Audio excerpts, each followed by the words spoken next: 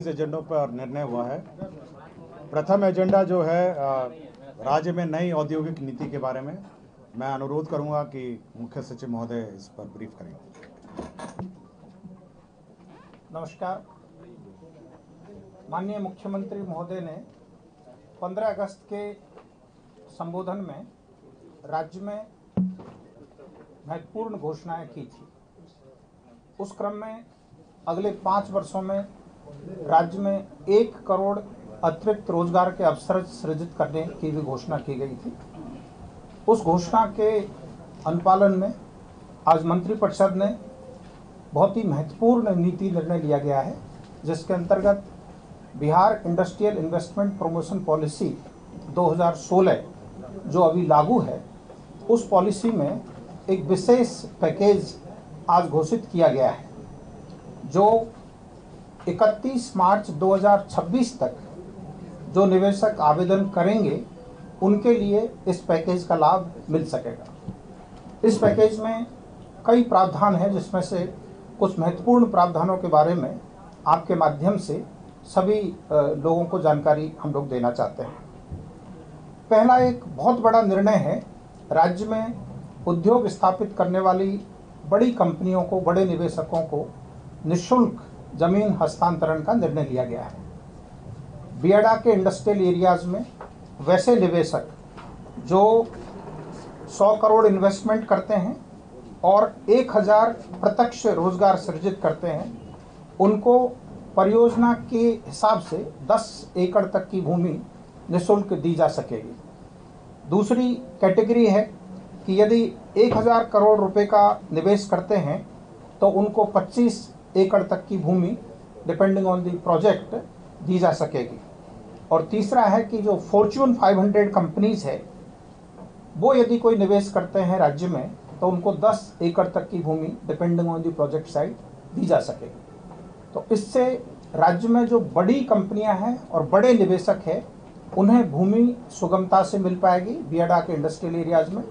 और ऐसा अनुमान है कि देश के विभिन्न हिस्सों में जो बड़े बड़े निवेशक अपनी मैन्युफैक्चरिंग कैपेसिटी लगाए हुए हैं, उनमें से कई अब विचार करेंगे कि बिहार में भी वो अपना इंडस्ट्री सेटअप करें।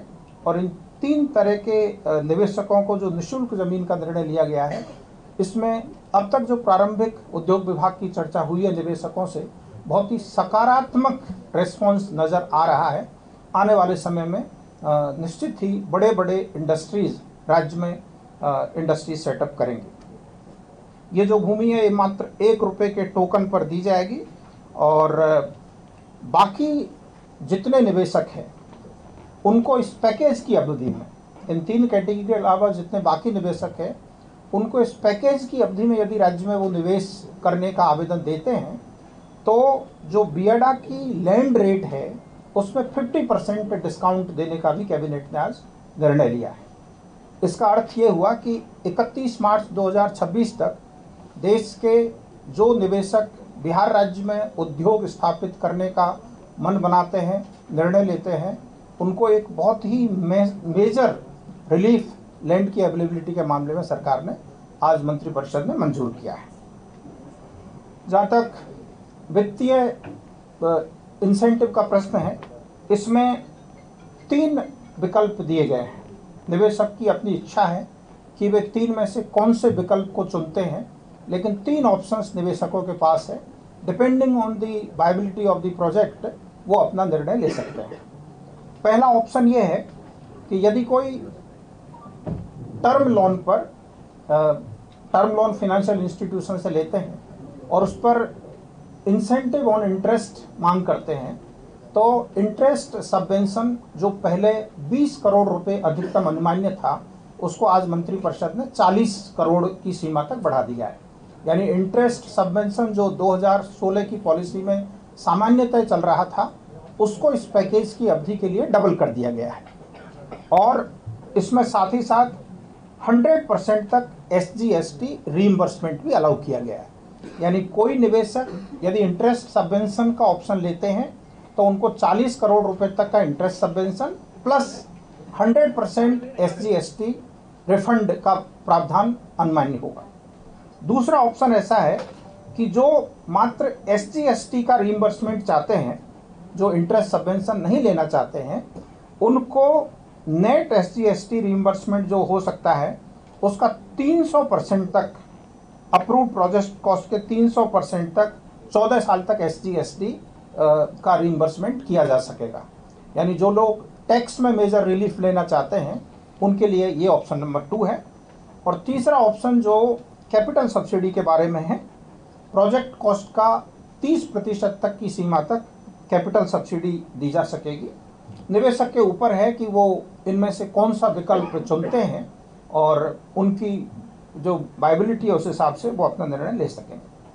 साथ ही साथ राज्य से निर्यात को प्रोत्साहन करने के लिए हमारा जो एक्सपोर्ट इंसेंटिव पहले मिलता था उसको दुगना कर दिया गया है और उसकी समय सीमा अब 14 वर्ष कर दी गई है। हमारे यहाँ पर जो एम्प्लॉयमेंट जनरेशन इंसेंटिव है टेक्सटाइल यूनिट के लिए, यदि कोई टेक्सटाइल मैन्युफैक्चरर एम्प्लॉय करता है हमारे राज्य के लोगों को, तो उनको 5,000 रुपये प्रति माह प्रति एम्प्लॉय की दर से एम्प्लॉयमेंट इंसेंटिव मिलेगा और ESI और EPF में जो खर्चा वो करते हैं उसका 300% तक का सपोर्ट मिलेगा।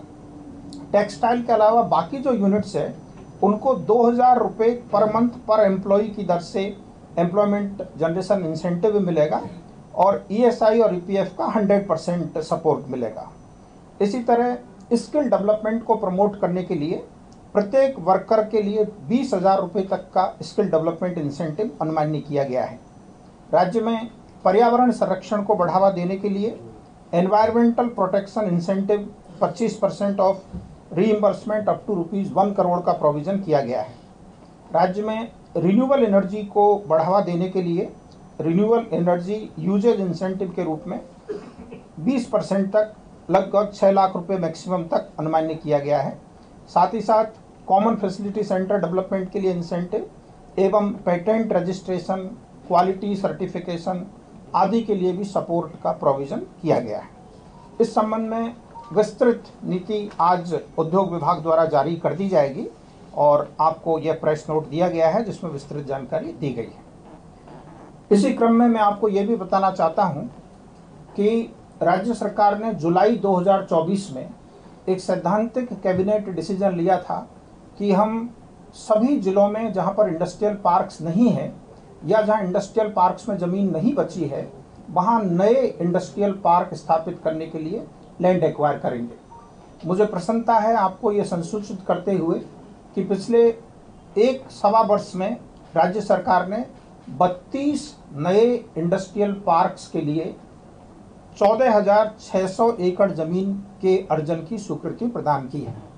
आपको ये भी मैं बताना चाहता हूं कि Bihar industrial area development authority द्वारा अपने स्थापना से लेकर अब तक लगभग 8,000 एकड़ भूमि अर्जित की थी डिफरेंट इंडस्ट्रियल एरियाज ने। पिछले 1.25 वर्ष के अंतर्गत राज्य सरकार ने 14,600 एकड़ नई भूमि अर्जित करने का निर्णय लिया है और इसमें भी जो महत्वपूर्ण बात है वो ये है कि सारे के सारे इंडस्ट्रियल पार्क ऐसी जगह पर स्थापित किए जा रहे हैं जो हमारे राज्य में बन रहे high speed corridors, express highway के किनारे हैं। जैसे वाराणसी कोलकाता एक्सप्रेस हाईवे के किनारे रोहतास जिले में, औरंगाबाद जिले में करीब 500 एकड़ भूमि का इंडस्ट्रियल पार्क बनाने की स्वीकृति दी गई है। इसी तरह आमस दरभंगा एक्सप्रेस हाईवे बन रहा है, उसमें दरभंगा में इस रोड के किनारे भू अर्जन किया गया है। पटना पूर्णिया में जहाँ पर पटना पूर्णिया एक्सप्रेस वे पूर्णिया के समीप पहुँचता है वहाँ स्वीकृति प्रदान की गई है। और ये सारे के सारे 32 जो लोकेशंस है वो प्राय वेरी वेल कनेक्टेड ही लोकेशंस है। हम लोगों ने ये भी ध्यान रखा है कि राज्य में रेल और रोड की जहाँ बेहतर कनेक्टिविटी है उस जगह पर अधिक से अधिक इंडस्ट्रियल पार्क स्थापित हो। आज की एक और बहुत महत्वपूर्ण हाईलाइट यह है कि आपको जानकारी होगी कि पटना के समीप जहाँ Darbhanga Amas express highway Patna bypass rail line यानी नेवरा दनियावा रेल लाइन को क्रॉस करता है जैतिया गांव में, वहाँ 105 एकड़ जमीन सरकार ने अर्जित की है मल्टी मॉडल लॉजिस्टिक पार्क्स की स्थापना के लिए, ताकि कंटेनराइज्ड कार्गो पोर्ट से सीधा पटना आ सके और यहाँ से एक्सपोर्ट होने वाली कमोडिटी सीधे इस MMLP के माध्यम से बाहर जा सके। तो उस 105 एकड़ में तो MMLP बन ही रहा है, उसके सटे हुए एक फिनटेक सिटी की स्थापना के लिए आज सरकार ने 242 एकड़ जमीन के भू अर्जन का निर्णय लिया है 408 करोड़ रुपए की लागत पर। जिस प्रकार गुजरात राज्य में गिफ्ट सिटी स्थापित हुआ है, उसी की तर्ज पर बिहार में ये फिनटेक सिटी पटना के समीप स्थापित होगा, जिसमें अपेक्षा है, ये अनुमान है कि बहुत बड़े पैमाने पर जो इन्वेस्टर्स है उनको यहाँ पर सुगमतापूर्वक इंफ्रास्ट्रक्चर मिलेगा और वो बड़ा बड़ा निवेश कर सकेंगे। इसके बारे में और विस्तृत जानकारी हम लोग प्रेस नोट के माध्यम से आपको देंगे।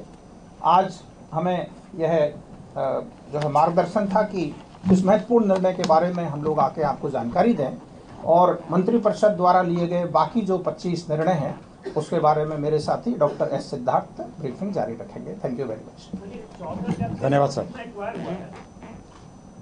सॉरी,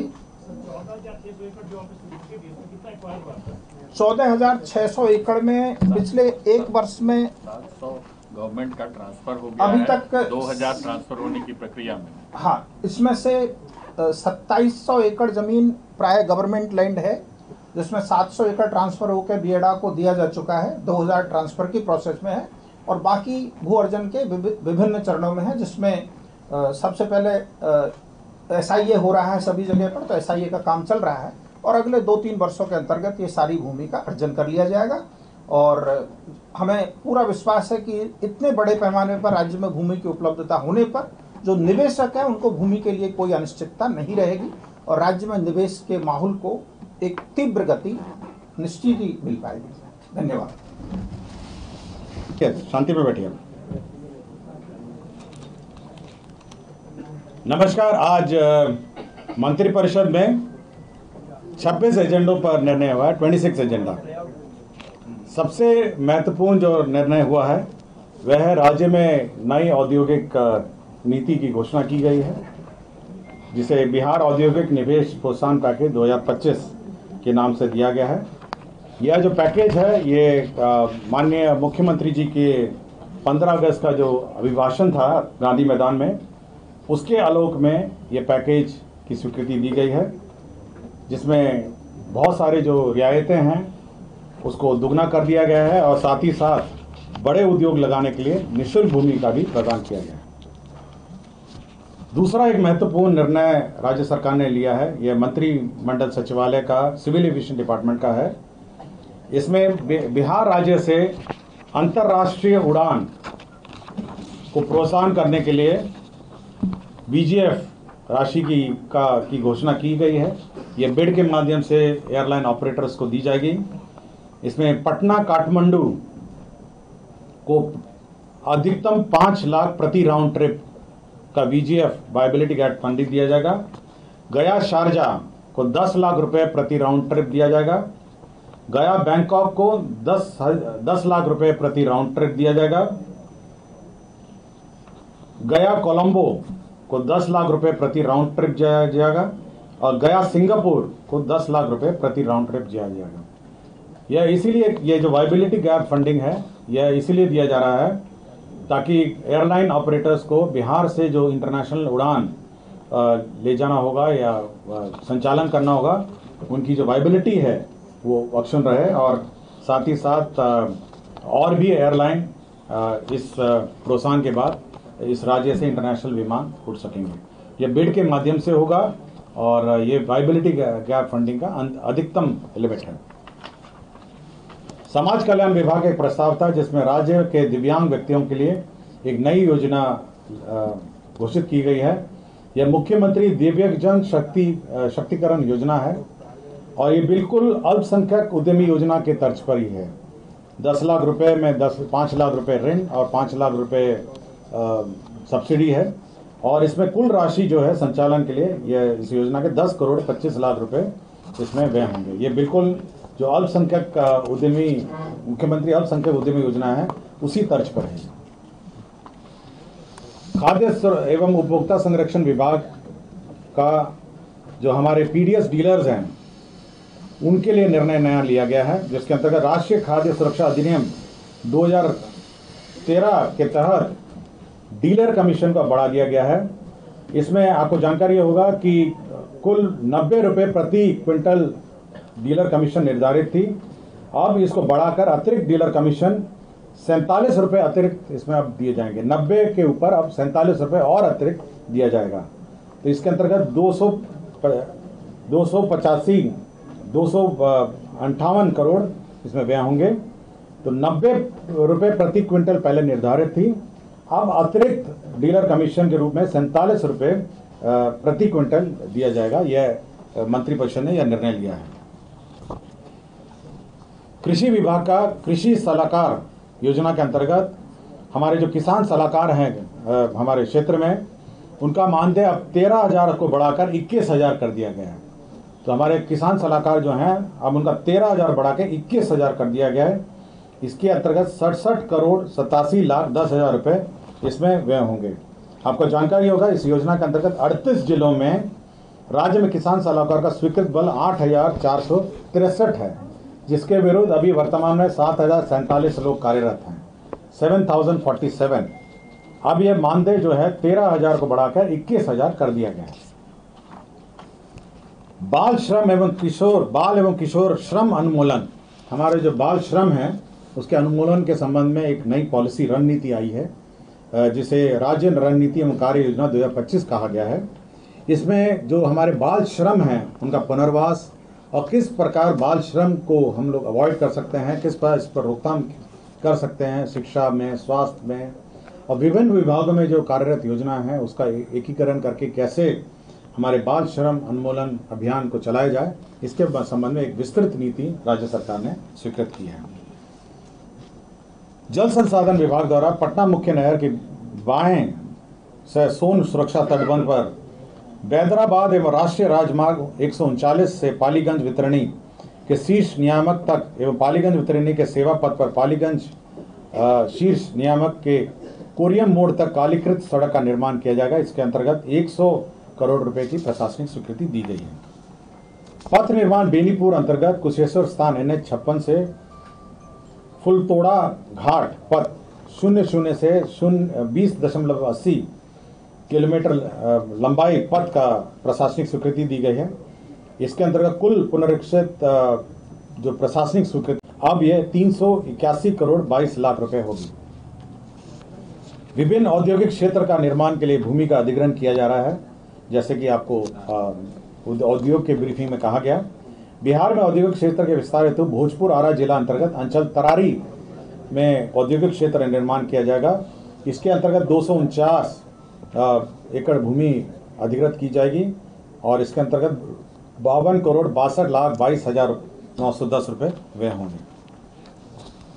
शेखपुरा जिला अंतर्गत उद्योग क्षेत्र स्थापित होगा। यह शेखपुरा जिला अंतर्गत अंचल चेवड़ा मौजा हंसापुर में औद्योगिक क्षेत्र का स्थापना होगा और इसके अंतर्गत कुल भूमि 250 एकड़ अधिग्रहित होगी और रुपये 42 करोड़ 16 लाख 30,233 रुपये इसमें व्यय होंगे। शिवहर जिला अंतर्गत भी अब औद्योगिक क्षेत्र का निर्माण किया जाएगा। इसके अंतर्गत 270 एकड़ भूमि इसमें अधिग्रहित होगी और 1 करोड़ 5 करोड़ 27 लाख 12,000 रुपये इसमें व्यय होंगे। दरभंगा जिले अंतर्गत भी ये औद्योगिक क्षेत्र का निर्माण किया जाएगा, जिसके अंतर्गत 385 एकड़ भूमि आधारभूत संरचना विकास प्राधिकार के माध्यम से अधिग्रहित होगा।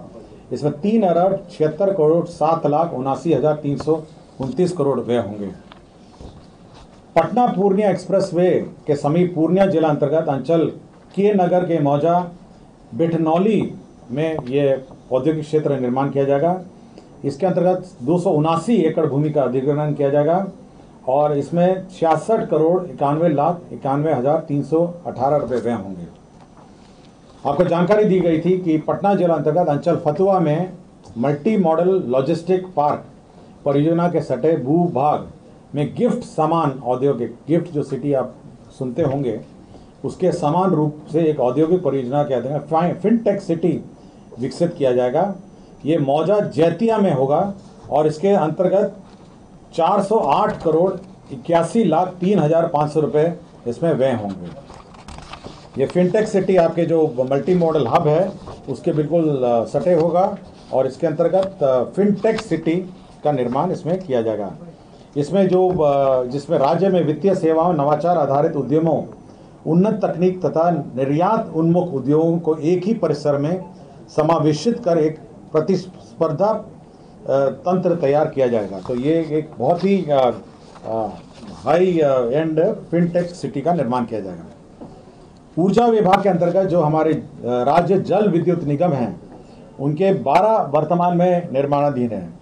9 परियोजनाओं को अब इसका जो पुनरीक्षित प्राक्कलन किया गया है, जिसमें तेजपुरा, डेरी, सिफा, बलिदान, परमा, मथौली, राजापुर, अमेठी एवं डेरी स्केप, ये इनका पुनरीक्षित प्राक्कलन बनाया गया है, जिसमें 166 करोड़ 81 लाख और 3 परियोजनाओं को बंद कर दिया गया है, जिसमें बरबल, रामपुर और नटवार।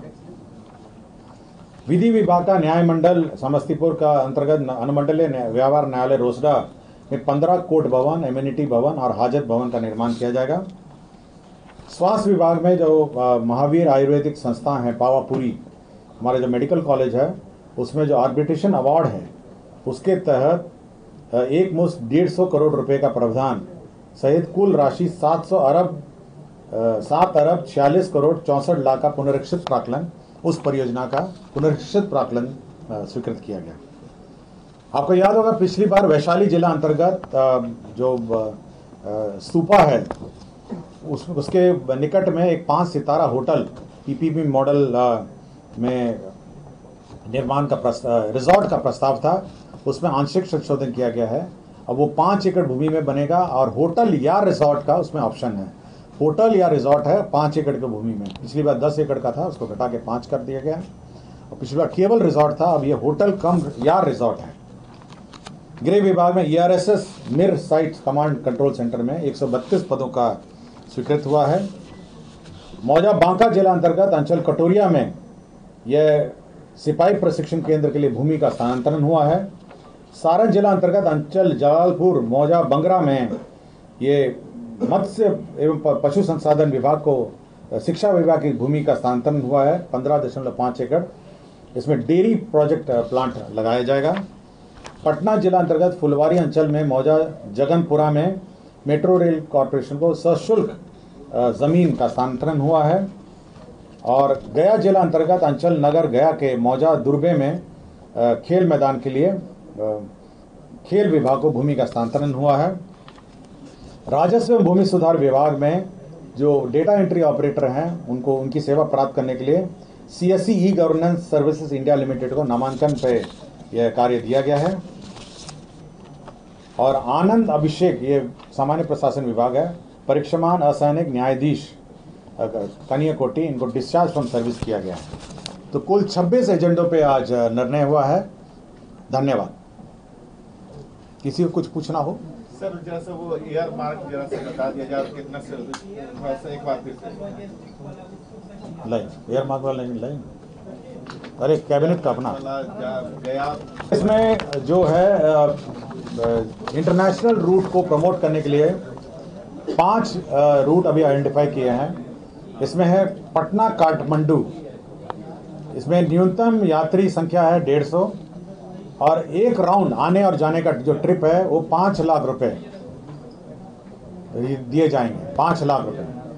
गया शारजा आने जाने का राउंड ट्रिप है। गया शारजा है, इसमें 10 लाख रुपए प्रति राउंड ट्रिप है।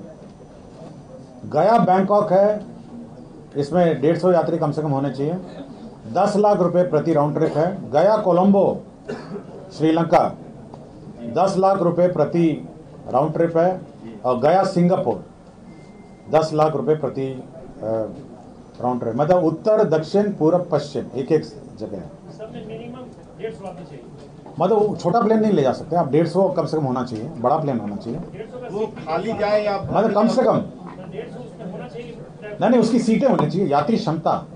मतलब ये नहीं कि कोई छोटा का प्लेन ले आए और कहें कि हमको 10 लाख रुपए राउंड ट्रिप दीजिए, मतलब बड़ा प्लेन होना चाहिए। क्लियर हो गया आपको? इसमें कुछ और पूछना है? मतलब उत्तर में नेपाल, दक्षिण में सिंगापुर, ठीक है ना, ईस्ट में है, सॉरी दक्षिण में है आपका कोलंबो, ईस्ट में सिंगापुर और वेस्ट में शारजा। सीधा बिड करेंगे ना, जो जैसे आएगा। हम तो लिख चुके हैं, हम तो देखिए, हम रिक्वेस्ट सभी एयरलाइन को कर चुके हैं। आपका एयर इंडिया एक्सप्रेस को कर चुके हैं, एयर इंडिया को कर चुके हैं, हम लोग इंडिगो को लिखा है, स्पाइस जेट को लिखा है, हम लोगों ने सारे एयरलाइन को लिखा है कि आप इंटरनेशनल फ्लाइट बिहार से शुरू करिए, जिसमें बहुत सारे हम लोगों ने कहा है। हम लोगों ने कतर तक इंक्लूड किया, इसमें रिक्वेस्ट किया। कतर है, आपका दुबई है, शारजा है, आपका श्रीलंका है, और नेपाल है, सिंगापुर है, आपका सभी जगह का हम लोगों ने किया है। अब यह है कि अब आए नहीं आए, और साथ में हम लोगों ने जो वैट है एयर टरबाइन फ्यूल पे, वो 1% कर दिया है। तो इसके बावजूद अगर मतलब प्रोत्साहन इसलिए दे रहे हैं कि भाई ये ऑपरेशन शुरू करें। एक बार शुरू हो जाएगा, एक बार आदत हो जाएगा, कस्टम्स का, इमिग्रेशन सब शुरू हो जाएंगे, एक इंटरनेशनल डेस्टिनेशन जाने का एक व्यवस्था हो जाएगा, उसके बाद धीरे धीरे अपने एयरलाइन बाकी भी आ जाएंगे। लेकिन हमने सभी को रिक्वेस्ट किया है, सभी डेस्टिनेशंस के लिए। नहीं, ये डायरेक्ट फ्लाइट है, ये सीधा गया to the destination to destination है। ये नहीं कि गया जाएगा दिल्ली, फिर दिल्ली में ले ओवर, वो सब नहीं है। ये 1-to-1 डायरेक्ट फ्लाइट्स हैं। और क्या पूछना भाई? हो गया? अनुमति है ना जाने का? धन्यवाद।